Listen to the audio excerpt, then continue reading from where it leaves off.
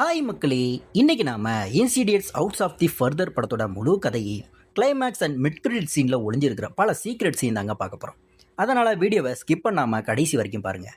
அதுக்கு முன்னாடி நீங்கள் இப்போ தான் நம்ம சேனலுக்கு ஃபஸ்ட் டைம் வந்தீங்கன்னா சப்ஸ்கிரைப் பண்ணிவிட்டு பக்கத்தில் இருக்க பெல் ஐக்கானை கிளிக் பண்ணிக்கோங்க.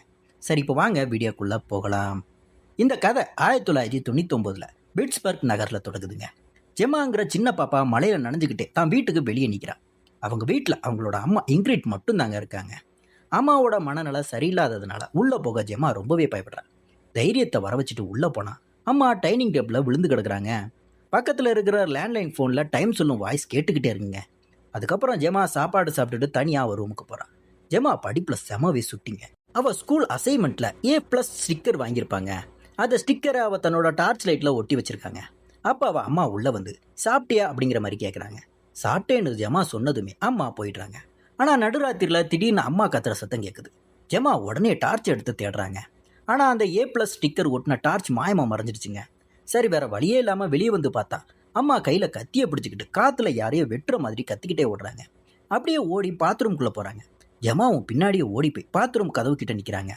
உள்ள ஷவர் ஏரியாவில் நின்றுக்கிட்டு இன்கிரிட் ஒரு மாதிரியாக பயங்கரமான எக்ஸ்பிரஷனோட வாட்ச் மீ அப்படின்னு சொல்லிட்டு தன் தலையை செவத்துலேயே போட்டு பயங்கரமாக மோதிக்கிறாங்க.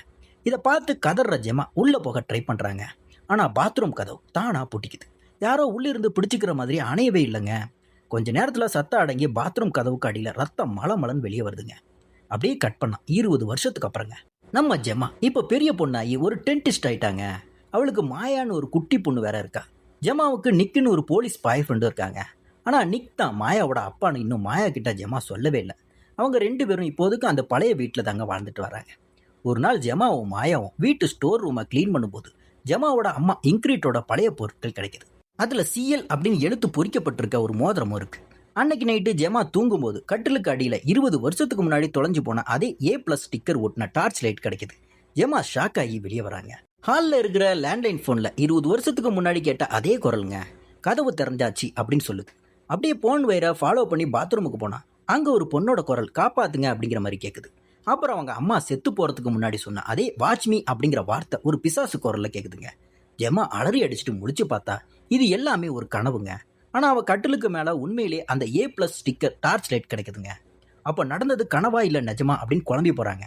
அடுத்த நாள் ஜெமா மாயாவை ஸ்கூலில் விட போகிறப்ப பக்கத்து வீட்டுக்காரரோட நாய் ராடார் திடீர்னு தெருவில் இருக்கிற 3 விசித்திரமான வயசானவங்களை பார்த்து குறைக்குது. அன்னைக்கு சாயங்காலம் ஜெமா கிளினிக்ல இருந்து வீட்டுக்கு வரான். ஹாலில் மாயா தலையணையை வச்சு செஞ்ச ஒரு பில்லோ போர்ட் ஒன்று இருக்குங்க. அதுக்குள்ளே இருந்து ஒரு பொம்மை பல் வெளியே வந்து உருண்டு வருது. மாயா உள்ளதான் ஒளிஞ்சிருக்கா அப்படின்னு சொல்லி நினச்சி ஜெமா உள்ள தவழ்ந்து போனா அது முடிவில்லாத ஒரு பெரிய வெண்ட் மாதிரி போயிட்டே இருக்கு. அங்கே அந்த 3 பயங்கரமான வயசானவங்களும் தோன்றி ஜெமாவை துரத்த ஆரம்பிக்கிறாங்க. அதில் ஒரு கிழவன் ஜெமா கிட்ட வந்து அவன் வரான் அப்படின்னு சொல்லிட்டு CLன்னு போட்டிருக்க ஒரு கேடயம் போன்ற பின்னை கொடுக்குறாங்க. ஜெமா பயந்து போய் முடிச்சு பார்த்தா அதுவும் கனவு தாங்க. ஆனால் அந்த பின் அவ கையில் உண்மையிலேயே குத்தி ரத்தம் வருதுங்க. அதாவது கனவுல நடக்கிறது நிஜத்திலேயே நடக்குது. அடுத்த நாள் கிளினிக்ல ஜெமா வேலையை பார்த்துட்டு இருக்கும்போது அந்த 3 பேர்ல இருக்கிற ஒரு கிழவன் பேஷண்ட்டாக வரான். அவனுக்கு பல் பரிசோதனை பண்ணும்போது அவனோட பல்லுல இருந்து ஒரு நீளமான முடி தொங்குதுங்க. அதை ஜெமா இழுக்க இழுக்க முடி வந்துகிட்டே இருக்கு.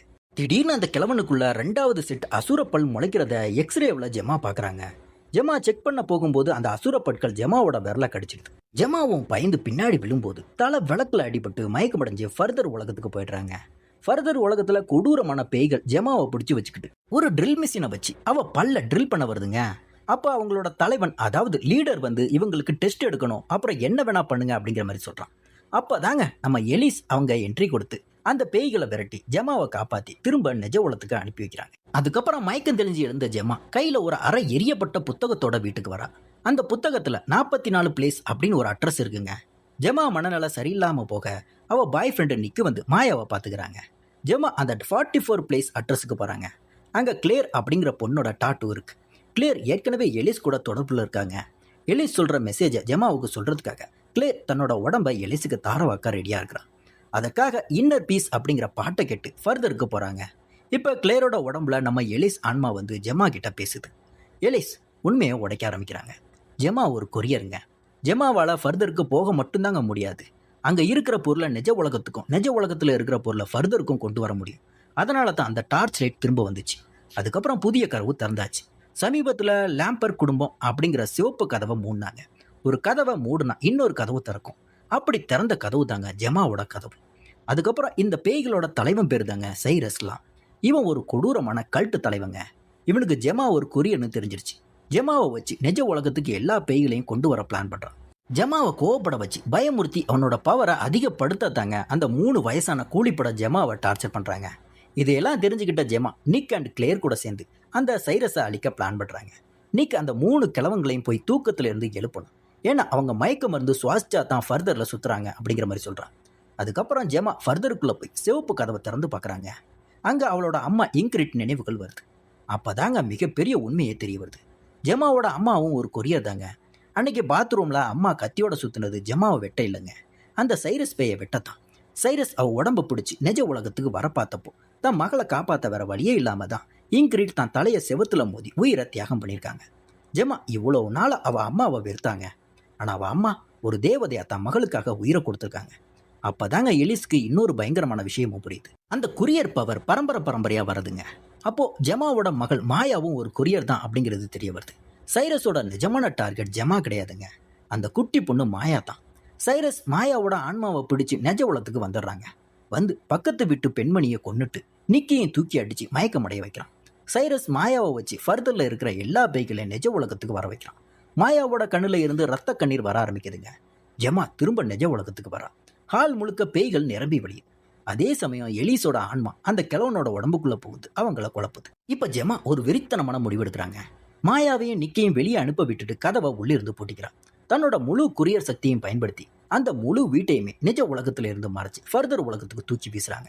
வீடு ஃபர்தருக்கு போனதுமே அங்கிருந்து அத்தனை பேய்களும் ஏமாந்து போய் தங்களுக்கு பொய் வாக்குறுதி கொடுத்த தலைவன் சைரஸ் மேலேயே பாஞ்சு அவனை போட்டு மிதின்னு மிதிக்குதுங்க. ஜெமா தான் ஆன்மாவை திரும்ப நிஜ உலகத்துக்கு கொண்டு வந்து மாயா அண்டு நிக்கு கூட சேர்ந்துக்கிறான். நிஜ உலகத்துல இப்போ அந்த வீடே இல்லைங்க, காலி நிலம் தான் இருக்கு. கடைசியில வீட்டோட மெயில் பாக்ஸ்ல ஜெமா மாயா பேர்களோட சேர்ந்து அவங்க அம்மா இங்கிரிட் பேரும் பிரகாசிக்குதுங்க. ஜெமா தான் அம்மாவை முழுசா புரிஞ்சுக்கிட்டாங்க. கட் பண்ணா ஃபர்தர் உலகத்துல காயங்களோட உட்கார்ந்து இருக்கிற சைரஸ் கிட்ட அந்த பழைய பல் பேய் வருதுங்க. சைரஸை டென்டிஸ்ட் சேர்ல உட்கார வச்சு ட்ரில் மிஷினை வச்சு அவனோட பல்ல ட்ரில் பண்ணி டார்ச்சர் பண்ணுதுங்க. இதுல இருந்து என்ன தெரியுதுன்னா சைரஸ் இன்னும் அழியல, ஃபர்தர்ல தான் இருக்காங்க. அநேகமா இன்சிடியஸ் பார்ட் 7 கண்டிப்பா வரும் அப்படிங்கிறதோட இந்த படத்தை இங்க முடிக்கிறாங்க. இந்த Insidious out of the further படத்தோட முழு கதை விளக்கத்தை நான் சொன்ன விதம் உங்களுக்கு பிடிச்சிருச்சுன்னா இந்த வீடியோக்கு லைக் பண்ணுங்க, ஷேர் பண்ணுங்க, கமெண்ட் பண்ணுங்க. அப்படியே நம்ம திரைபாக்ஸ் தமிழ் சேனலை சப்ஸ்கிரைப் பண்ணிட்டு பக்கத்தில் இருக்க பெல் ஐக்கானை கிளிக் பண்ணிக்கோங்க. அடுத்து ஒரு சூப்பரான வீடியோவில் உங்களை சந்திக்கிறேன். அதுவரை டாடா, பை பை.